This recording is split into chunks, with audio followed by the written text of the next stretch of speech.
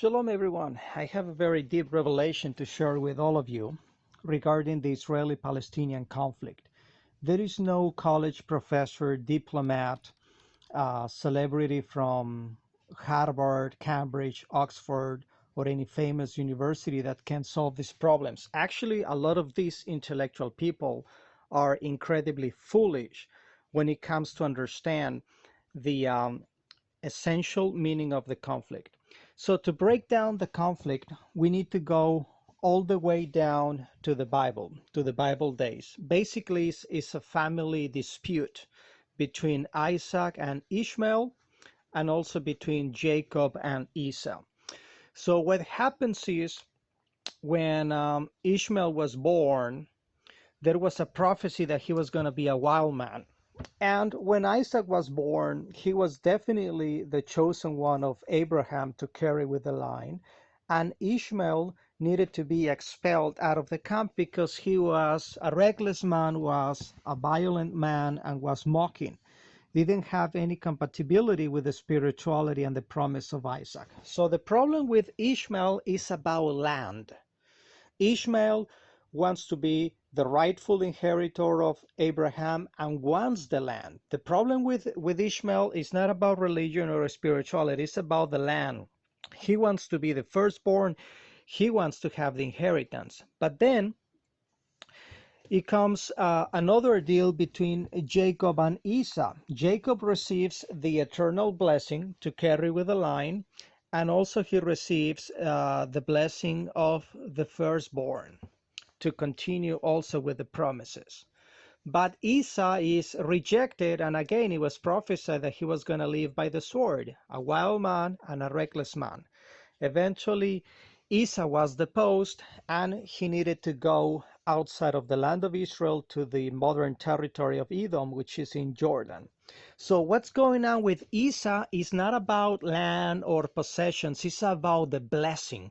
He wants to be the prophet, he wants to be the visionary, he wants to be the chosen one. But sadly, he was rejected because he's an evil, sinful, reckless man.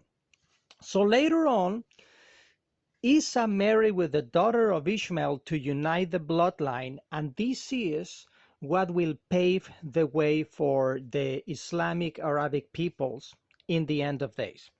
So what's happening right now is the spirit of Ishmael and Esau are working against Israel.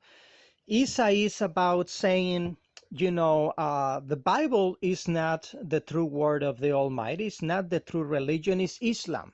So the spirit of Esau is about imposing Islam over Judaism. And the spirit of Ishmael is about saying the land doesn't belong to the Jews, belongs to the Palestinians. It's all about land.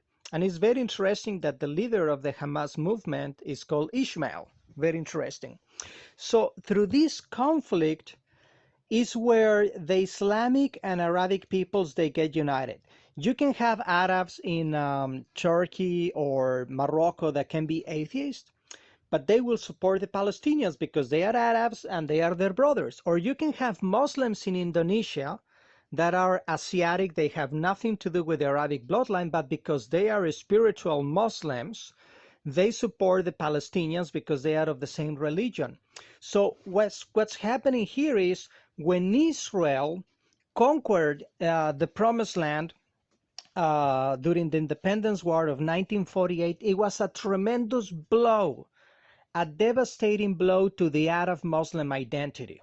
I'm going to explain it. Why?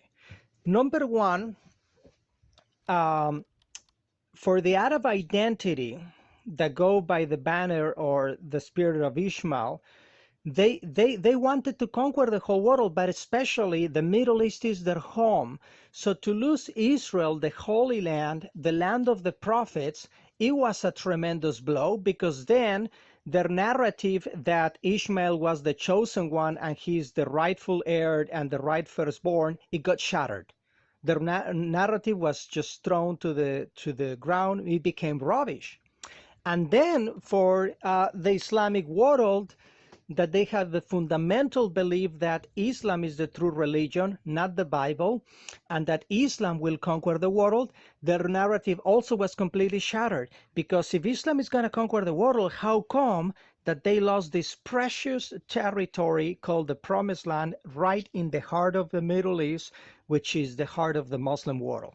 So in the moment Israel comes into existence, it destroys completely the Arab nationalist idea and philosophy. The narrative about Ishmael being the inheritor of the land completely gets destroyed because they completely lost all power over their land. And then the narrative about Islam being the true religion and Islam conquering the world and being the supreme religion also gets destroyed. So through this conflict, the Muslim world that was once upon a time sunk into the dark ages, like at the beginning of the 1900s when the British conquered the Middle East. Saudi Arabia didn't even exist as an official country. They were just a bunch of dusty tribes living in tents, dirty, poor. They didn't even have clean water, any infrastructure, any technology, good quality universities, nothing. The same was for Egypt, for Morocco, for Syria, for Lebanon, for Iraq. They were just dusty tribes, completely poor, very poor infrastructure. They were shattered. They didn't have anything. So through this Israeli-Palestinian conflict, they get united once more. All of the Arab peoples get united, all of the Muslims people get united, and then they have a meaning again. They have a mission again. Since their vision was destroyed, now through this conflict, they get united again. Now they have a purpose, they have a mission, and they have a destiny. And what they want to do is to completely wipe out the Jews out of Israel and call it Palestine. So the narrative of Ishmael will be imposed again, that Ishmael is the rightful heir. And then they want to wipe out any trace of synagogues, Judaism, Hebrew. The once upon a time there was the Temple of Solomon. They want to wipe all that out and say that Islam is the true religion of the world and will conquer the world. But as long as Israel is there, it shatters completely both narratives about Ishmael and Esau. That's why there is no peace plan that is going to help. There's no fancy diplomat or genius from Cambridge, Oxford, or Harvard University. Nobody's going to solve it. It's going to be a prophetic war where all of the Muslims will come against Israel and they will suffer a terrible blow. And eventually, when Yeshua comes back, he will defeat the beast and he will defeat all of the evil enemies of Israel to be destroyed forever. And Israel, when you look at the prophetic map of Israel, Israel will not just be the land of Israel, it will be about 100 times bigger. A big portion of Egypt, a big portion of Lebanon, Syria, a big portion of Iraq and Saudi Arabia will be part of the prophetic Israel. So stay tuned and be sober because we are approaching the end of days. Thank you.